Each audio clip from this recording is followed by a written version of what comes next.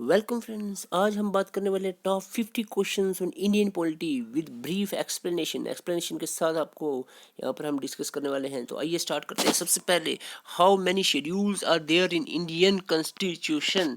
तो ये आपको याद रखना, शेड्यूल्स इंडियन कॉन्स्टिट्यूशन में कितने हैं शेड्यूल्स।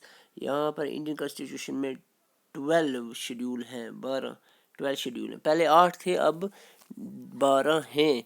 आपको कुछ शेड्यूल जो 12 के बारे में आपको एक्चुअल में याद होने चाहिए। अगर आप टाइम नहीं है तो याद नहीं कर सकते, तो at least some of the important you should remember. तो जैसे कि अगर बात करें, 11 जो है इस deal with panchayat and 12 deal with municipalities, तो ये इम्पॉर्टेंट है। तो इसके अलावा 8 डील विद ऑफिशियल लैंग्वेजेस। तो इस तरह से कुछ आप याद रख सकते हो। Who appoint the attorney general. Attorney general को कौन अपॉइंट करेगा? तो अटॉर्नी जनरल ऑफ इंडिया को अपॉइंट करेंगे प्रेसिडेंट ऑफ इंडिया। ठीक है, प्रेसिडेंट, इसके साथ बहुत सारे और जो भी हैं, जैसे कि chief election commissioner, chief election commissioner को भी अपॉइंट करेंगे। CAP controller auditor general CAG को भी अपॉइंट करेंगे। कौन? उसके बाद चीफ जस्टिस ऑफ इंडिया को भी अपॉइंट कौन करेगा? प्रेसिडेंट। प्रेसिडेंट का लेक्चर अब हमने अपलोड किया है, तो उस पर आप देख सकते हैं। तो कौन कौन किस किस को प्रेसिडेंट अपॉइंट कर सकता है। The total number of fundamental duties. तो फंडामेंटल ड्यूटीज़ भी थोड़ा सा सुन लेंगे। टोटल फंडामेंटल ड्यूटीज़ 11 है। ठीक है, पहले 10 थी, अब 11 है। आफ्टर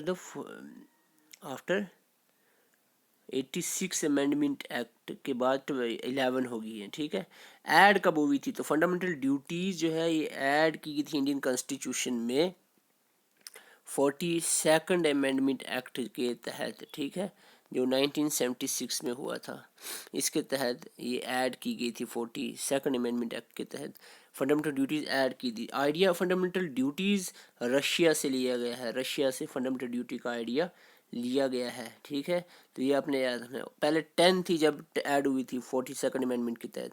46th अमेंडमेंट जो 2002 में हुआ, इसके तहत जो है 11th नंबर वाली फंडामेंटल ड्यूटीज़, जो 6 से 14 साल के बच्चों को फ्री एजुकेशन वाला फंडामेंटल ड्यूटी, ये ऐड की गई थी 86 अमेंडमेंट एक्ट के तहत। तो इसके बाद बात करें, who chair the session of Rajya Sabha का सेशन कौन चेयर करेगा? तो राज्यसभा का सेशन राज्यसभा का चेयरमैन ही चेयर करेगा। तो चेयरमैन ऑफ राज्यसभा कौन है? Vice president of India is the chairman of Rajya Sabha. ये मेंबर नहीं है राज्यसभा का, MP नहीं है, लेकिन फिर भी ये चेयरमैन है राज्यसभा का। ये आपने याद रखना है। Constituent assembly of India was formulated the recommendation of, किसकी रिकमेंडेशन पे कॉन्स्टिट्यूएंट असेंबली ऑफ इंडिया बनी थी? तो कैबिनेट मिशन प्लान के तहत, जो 1946 में आया था, इसके तहत बनी थी। Which article of Indian constitution direct the state to govern the village panchayat? ये आपको याद रखना है, directive principle of state policy से है। कौन से पंचायत में बताया गया कि विलेज पंचायत होनी चाहिए? कौन से आर्टिकल में बताया कि विलेज पंचायत होनी चाहिए? आर्टिकल 40 में बताया है। तो आपको और भी आर्टिकल बता दूँ, से 32 constitution remedies, heart and soul of Indian constitution कहा जाता है इसको, जिसमें रिट्स के बारे में मेंशन है, रिट्स। ठीक है, इसके बाद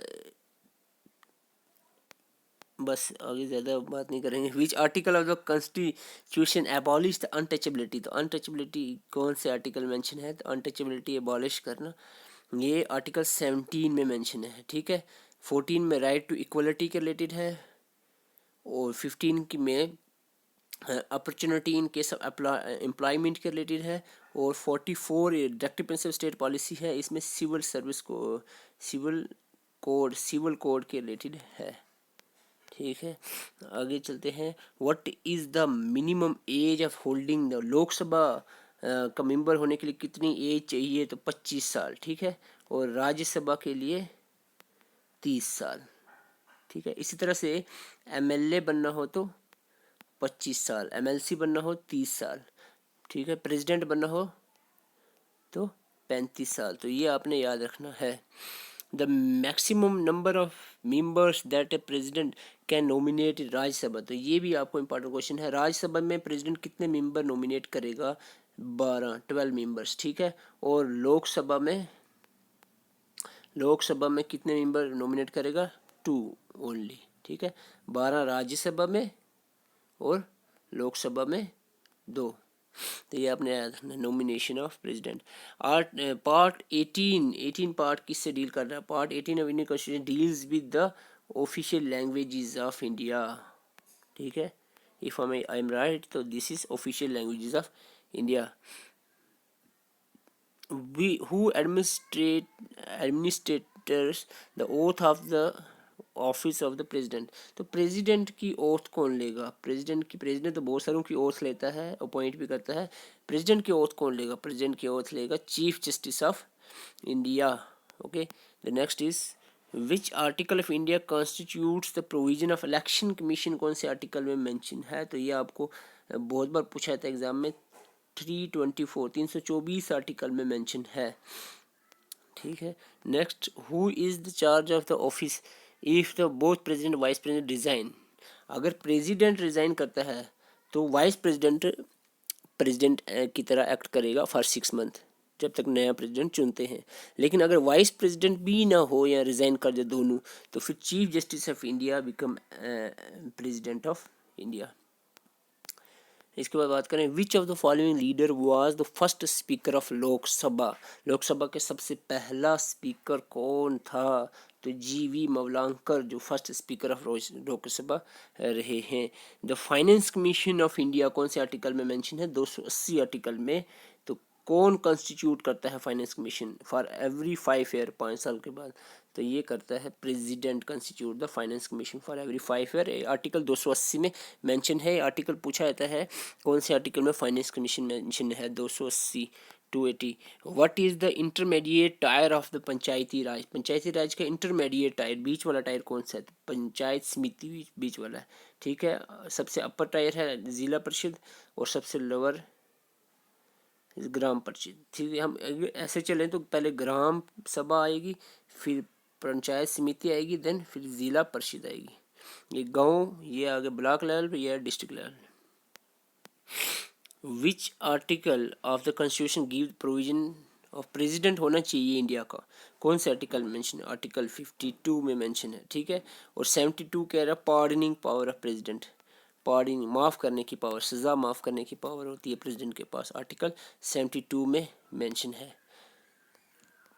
the idea fundamental right in constitution, मैं अभी बता चुका हूँ। रशिया कहाँ है? फंडामेंटल राइट, सॉरी मैंने ड्यूटीज़, फंडामेंटल राइट जो है अमेरिका से लिए गए हैं फंडामेंटल राइट्स, ठीक है। Which state first adopted the panchayati Raj, adopt कब सबसे पहले? 1959 में अडॉप्ट हुआ था। तो ये फर्स्ट स्टेट कौन सी थी? फर्स्ट स्टेट थी राजस्थान का, जो एक ज़िला था गौर ज़िला, तो ये गौर ज़िला में अडॉप्ट होता। Who is the first chief election commissioner, सबसे पहला chief election commissioner of India कौन रहा है? तो ये आपको बताना है, सुकुमार सेन सबसे पहले चीफ इलेक्शन कमिश्नर रहे हैं। Next is who is the first female speaker of Lok Sabha. First female speaker of Lok Sabha Meira Kumar ji रहे हैं। So these are some important questions from the Indian polity. If you like the video, please subscribe the channel, go to the playlist and watch the history, polity, geography, general science videos. And also link of Telegram is in the description. So please join the Telegram as well for the PDFs. Thank you for watching.